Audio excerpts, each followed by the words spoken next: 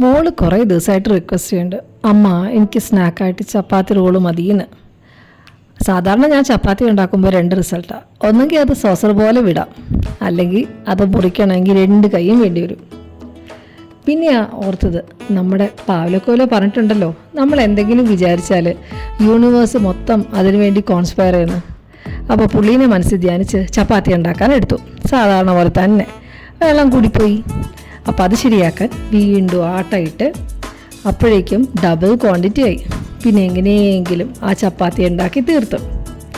അപ്പോഴാണ് ഓർമ്മ വന്ന് ഉച്ചക്കത്തേക്കുള്ള ചോറാക്കിയില്ലാന്ന്. അപ്പോൾ സാധാരണഗതിയിൽ ബസുമതി റൈസ് 2 വിസിൽ ആകുമ്പോഴേക്കും വേവും. ഇത്തവണ വെള്ളവും കൂടി പോയി, ചോറ് വെന്തുമില്ല. അപ്പോൾ moral of the story, Paulo Coelho അല്ല ആര് പറഞ്ഞാലും പ്ലാൻ ബി ഇല്ലാണ്ട് നമുക്കറിയാത്ത പണിക്ക് നിൽക്കരുത്. പിന്നെ ചപ്പാത്തിയുടെ കാര്യം, നെഹി എന്ന് പറഞ്ഞാൽ നെഹി.